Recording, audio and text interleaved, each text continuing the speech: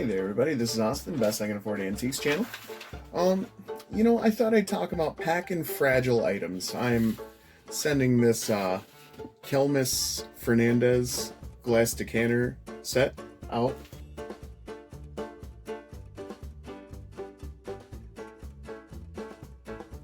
And, wow, that was very broken, wasn't it? Yeah, I kind of lost the plot there. So obviously I worry about everything I send out. That's not going to go away. It's not going to get better. But this is how you'll package things to make yourself and the customer feel better when you're sending out a package of things that you're worried about. So we've got a box here. It's generally the size we'll need to get these things in there, and they'll be kind of tight in this box, okay? So first box, we're going for enough for packing material, and then, kind of a tight fit. But this is going to go in another box after that. So let me show you what I do here. Let me move this box real quick so I'm not doing anything horrible. So what I do is take this packing paper, okay?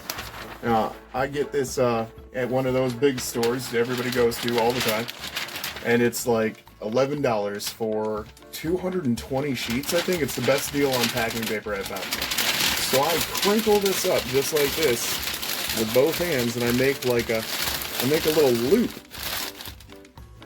and I put that right in the bottom of this box. So paper is going in this box before anything else goes in this box, and then I'll obviously pack that pretty well, and then we'll come back to what we do after that. So you can see what I've done here on the bottom. It's taken me 3 sheets to completely insulate the bottom of this box, and these are roughly, an inch or 2 tall, so it provides quite a bit of insulation. And I feel like I'm qualified to give this advice because the post office has only managed to break one thing out of the hundreds of things that I've sent. And my box is pretty mauled, so I'm taking credit on that. I guess it was bound to happen. So one thing out of the hundreds of things I've sent to Australia, Denmark, France, Spain, Portugal, yeah, you just name it, and I've sent something there. So listen up. I'm also going to pack paper onto the sides here. So all of these sides are going to be insulated with paper just like this is, and I'm going to bubble wrap each of these things.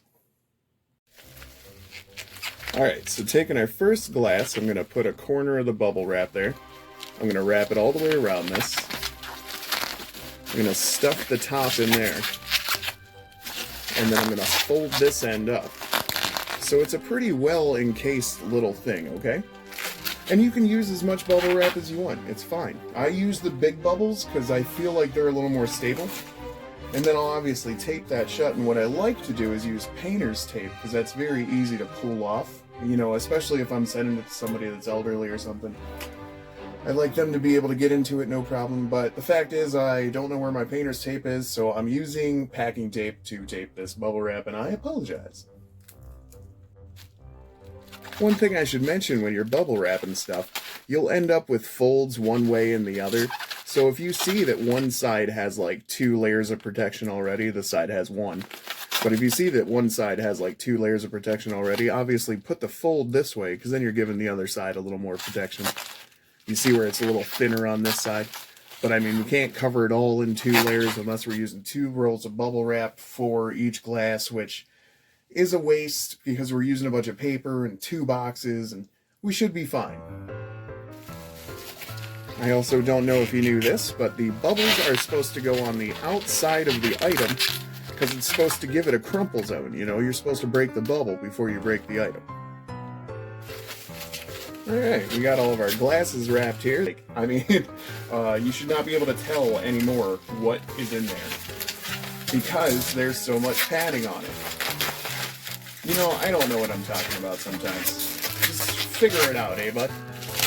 But, this is going to be the stopper. Still a single piece of bubble wrap. Now, I know you're looking at some of this stuff and you're thinking this is kind of pricey, Hold on, this is going to be a tape noise. So I'm sure you're thinking this is kind of pricey, right? So far I've got at least a big roll of bubble wrap and, packing paper and boxes, and you're kind of right. $20 just to get the packing paper and bubble wrap. Really, almost 25. And then boxes. Boxes range from 68 cents to a few dollars for bigger, and extra strength and stuff.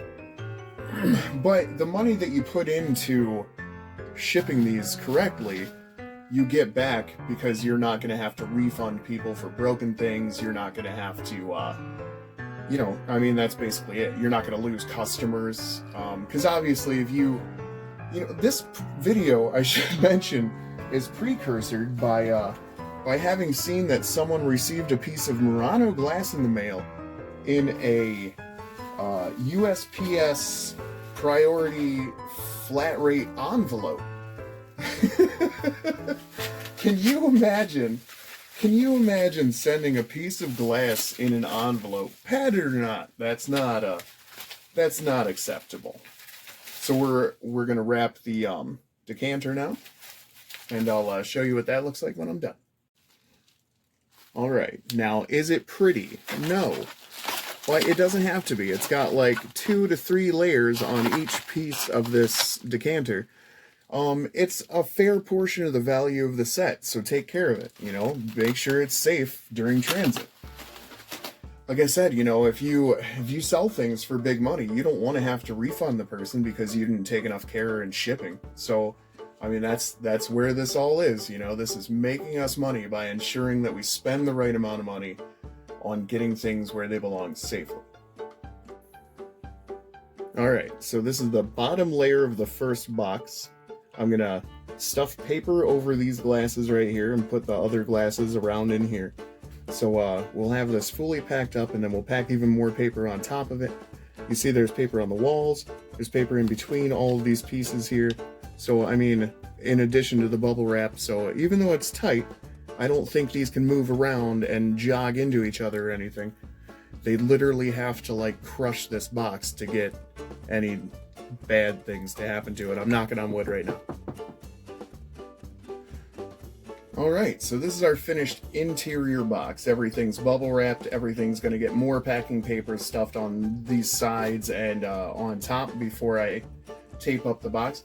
And even if I have to smush it a little, it doesn't matter if this box is out around or anything, because I'm going to put it in another box. So, I mean, no big deal if you just have to gush it a bit to get everything to go. Alright, and that is a perfectly fine looking little box. I tend to use the smallest box I can on this inside box here. So, you know, really get your money's worth out of these smaller boxes and get as much into them as you can, you know, safely. You're obviously leaving room for packing materials, stuff like that, so make sure you're getting all that in there. Well, I just realized I don't have any of the right size boxes to finish my video right now. So, apparently I'll come back and do that tomorrow. Alright, so this is our finished product here. Got our box inside of our box, packed with plenty of room on the outside. And this is how you package glass and make sure it arrives safely. I mean, we can't guarantee everything, but this is about as good as you can do. So, this is Austin, Best I Can Afford Antiques channel, hopefully helping you make things make it to their destinations just a little bit safer.